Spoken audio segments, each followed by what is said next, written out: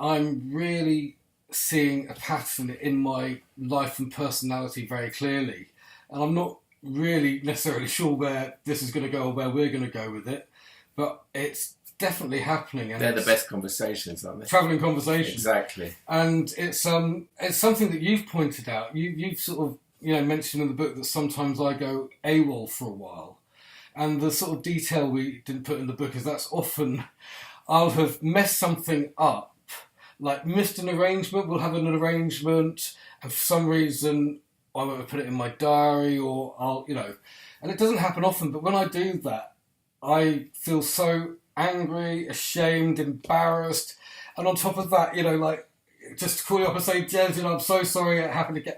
I don't know, sometimes my personality doesn't even, have these thoughts. It's just like, ignore Jez, don't speak. And I've noticed this happening in other areas of my life. It usually starts again where I feel that I've let someone down or I've let myself down. And just embarrassment and shame, instead of going into fight or flight, I go into freeze. When people say fight or flight, they always forget that animals often freeze in these situations. And that's what I do. I just... a situation happened recently where... in which a friend who's terminally ill asked if they could come and stay with us at an important time for them. And it just didn't work for my family or for us. And my friend was really disappointed. And I sort of said, well, I'll see what I can do, but don't get your hopes up. And basically, I just avoided, speaking him and his text for, a few weeks because the news wasn't different, didn't want to disappoint him, and I just didn't want to engage. Did you notice how fast you were speaking? Because I'm dealing with something you're uncomfortable with, and I've got there emotion very there? in my chest. Well, it's a physical sensation rather what is than that?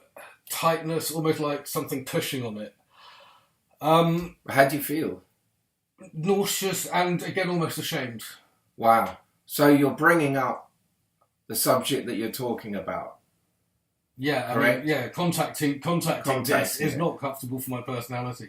There's something in you that doesn't want to go there, and that's, I would say, personality. But there's another part, just because you're sitting here and talking to me about it, that is willing to go there.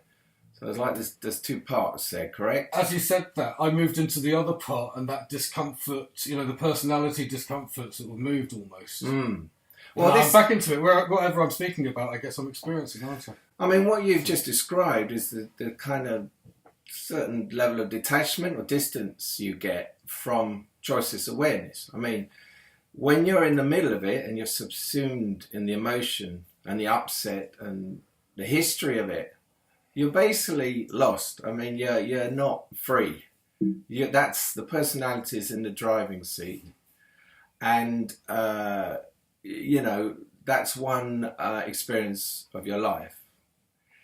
To have that little bit of distance and to be aware, like I can feel it descending in you now, of what's going on, even though it's going on, you're immediately one step removed. And as you know, I call that choiceless awareness. It's choiceless because there's nothing in you that's choosing. You've gone beyond the personality awareness, which says, I don't want to look at that. And the resistance to that is phenomenal. Hence the whole pattern. The whole pattern is, if I call them up, I'm going to have to face what I did wrong. And, I don't want to face that. And that's probably because, well, you tell me there's probably, you feel bad, you've perhaps low self-esteem, what you've done, whatever's behind you not doing that is what you're going to have to face and feel. So the point is that, as you know, this inquiry is all about full feeling engagement with life. So to live in the former, the one you described, where you're going through your life, maybe letting people down, feeling really bad about it because you've got a conscience, but you don't want to confront it head on and say, why did I do that? I don't want to hurt them. I don't want to let them down, but I do. The main point I'm saying is that this inquiry is not about the former, it's about the latter. It is about engagement. Yeah, and choiceless awareness. So that means there has to be enough willingness to do what you're doing now, which is put it out, unpack it as you call it, put it out on the table, and first of all admit what you're feeling, because there are feelings involved in this. Obviously your body's not lying, your body's telling you something, and you know the personality doesn't want to feel those feelings and what's behind them. But if you do that, you feel a little bit different now to when you were talking at the beginning. Definitely. And what's the difference? Well, there's this feeling, I think, again, I mean, I as you were saying that, I got the freeze. When you're frozen, you're not feeling again. Well, it's like a river not flowing, is it? Exactly, there's a real stopping. And yeah. So life is kind of like... I guess it's letting the choiceless awareness in there and understanding that the choiceless awareness rather than being a threat, which is how it seems in that state. It is a threat to the personality. Yeah. It is not a threat to life and to freedom. And I'm really getting... In fact, it is very much part and parcel of the freedom. Very often recently, I have been experiencing that. I think I've been seeing that the old patterns that you think keep you safe, that you know, are actually the very problem. Yes, exactly. And often, you know, I'm aware of my personality switching off feelings. And when I catch that happening and go there, the feelings aren't as bad as, funnily enough, as personality says they're going to be. Yeah, and we do talk about that in the book. It's a bit like it's never as bad, because one is, I don't know, it's like sort of, I always had the feeling in my life, like if there was heartbreak, say with a relationship breaking up or something, I always had the feeling like I knew that, okay, it feels bad, but not feeling it is... Not feeling it feels worse, and because you're kind of putting it into this story, it's going to continue, basically, and then you're going to carry it around. So it's like an attitude to life of like, this is what's happening now. The bottom line of everything we're talking about is, what's so wrong with what's so bad about feeling? They can be painful. So right. better not feel, isn't it? That's what's wrong with feeling. Okay. It can hurt. It can make us unsafe. It can remind us maybe of things we'd rather not. You obviously have a kind of relationship with feeling of keeping them at bay. That's like a pattern that you've got. And I suppose I'm using this to make a general statement about this inquiry, which is that doesn't fit with this inquiry, because this inquiry is based on full feeling engagement with life. And why? Because that is part of the natural state. And once again, we come back to young children, before the wound, before we learn to do what you're talking about. Edit. Yeah, edit your experience, where there's just an openness to it. And you've got to kind of relearn that it ain't so bad. I mean, you know, okay, you know what I went through before I had the shift. You know, I had this breakdown. If I can go through that and still stay open to it and awake and aware, and not shelve that away and not protect myself from that, you know, feeling a little bit of shame because you let someone down is... That's an extreme case, but I'm just trying to get over the point that it's a pattern that is not serving you, A. It's a pattern that is, if it's not gone beyond, you're not going to get very far in this, because you're not going to go into and journey into who Matthew is. But Matthew, whatever's there, all these patterns and beliefs, and you know, they ain't going to go away. If you're not feeling them and you're not watching them, it's not like they're going to just run themselves out and finish. I think people continue. People almost seem to live on the assumption that these things will, that something's going to dramatically get better, don't they? I mean, I think... Right. Yeah. Well, with these things, they're not. I mean, that's just how it works. With me, I thought it had gone away and it's back. I've just done enough personal development work to get over them and to... Well, that's your personality speaking as a way of justifying and defending against looking at those things. So there's this incredible intent from the personality to not have you look at these things. Don't go there, don't go there. Because in the end, if you do, those controls that they're applying and the personality itself is being undercut. Some of the things that you've just been saying about personality and that we've learned, it's just occurred to me, it sounds like an abusive partner almost, or, you know, some of my friends' exes, you know, and that it will, and it obviously, naturally, that's where that behaviour will be coming from. Yeah. But my personality doesn't want me to know stuff about myself or it, about my life, about, I mean, there was a episode recently where I got very angry with a friend. And again, without going into a lot of detail afterwards, I was ashamed, and I realised, as you said, you know, that emotional reaction did not have a lot to do with my friend. I mean, there might have been a few things that weren't working, but the emotional reaction scared me. You know, it was violent. And again, I think of myself as a lovely, nice person. You know, and you're I'm carrying that. I know I can be, but I choose not to be. And that freaked me out. I mean, in a way, I was lucky that it was that friend who was quite understanding, maybe. But, you know, I don't know. I mean, my personality lies to me or tells me that, you know, I don't have that in me, and enables me to do that, or is what, you know, does that to other people and not be the person I. So there's a lot going on there. Sorry. Yeah. So there's kind of two Matthews. There's.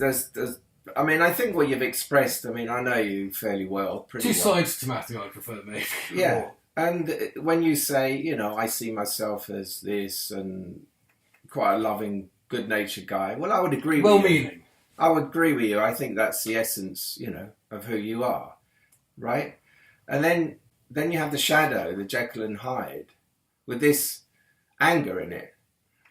Now, as we know from instances of crimes of passion, the shadow is very different to this Matthew.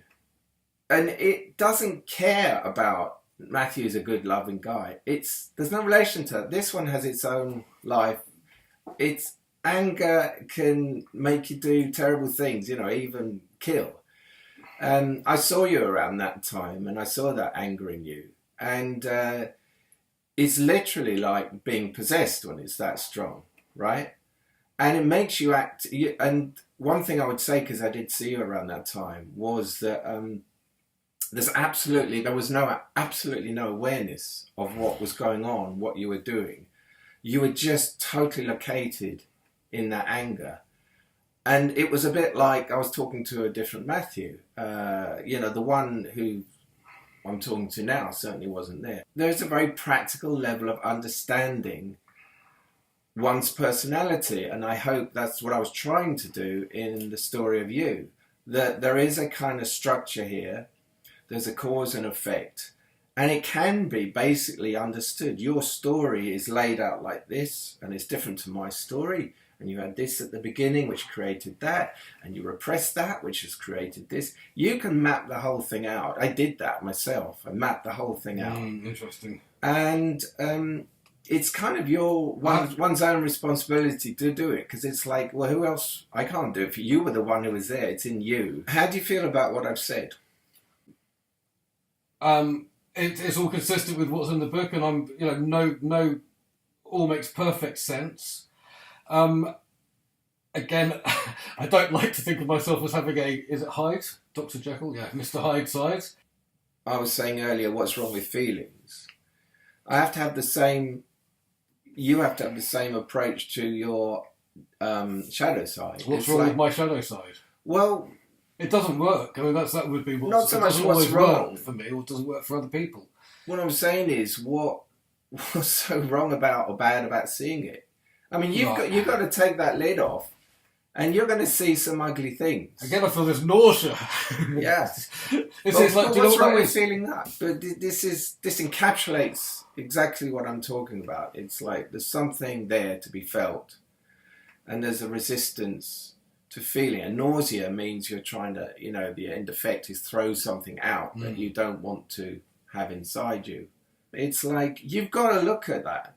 No, you don't have to look at it. In this inquiry, most people don't want to look at that, okay? But in this inquiry, you've got to have to look at that like you have to look at everything. And that mechanism in you, that pattern of like, don't look at that, you're going to feel bad, has to mutate into a... It's not just something. It's not just you'll feel bad. It's like something awful might happen. You know, I think, and that well, is... You're never going to find out. Well, that's if you the don't. personality's fear. I think, you know, what the awful thing will happen is the personality, I think, might be exposed, but you know, they put it onto something else will happen. Yeah, it's a justification to stop you going in that direction. So just to wrap it up, I mean, I think you've represented really clearly how the personality works and all the factors and things are put in place by personality to not feel, to not go into these areas. And so I think that's a good summation of personality awareness and choiceless awareness. Brilliant. Thank you, Jez.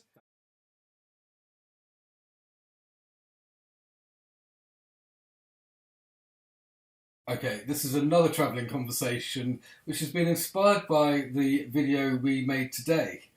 We've been editing it and I'm struck by how much I interrupt, how much more it is than I think it is, how valueless most of it is. No, I wouldn't say it was valueless. Oh, I think, well, sorry, the value in it is showing me my personality, isn't it?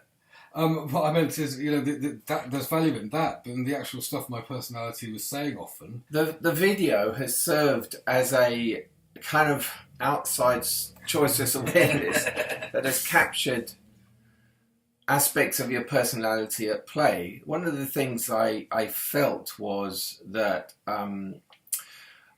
you'd ask me something, I'd start to answer, and before I finished, before you had a chance to take in what I said, you would be on to your next point. So it was like continually jumping ahead. So there is a kind of lack of literally being in the moment. In that moment, I'm explaining something. There's a moment for you to take it in, and vice versa too. So it's a bit like walking over my space. There's a natural flow in a conversation. I'm talking now, you're listening. See, it's working. If your mind is already ahead. So what we're talking about here is the mind. The mind's inability to be present.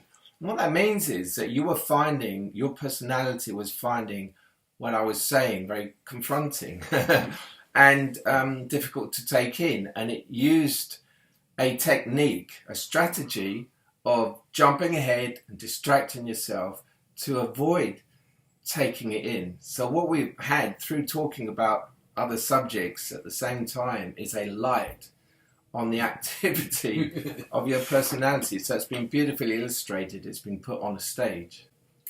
Thank you, Jez. You're welcome. Don't do it again.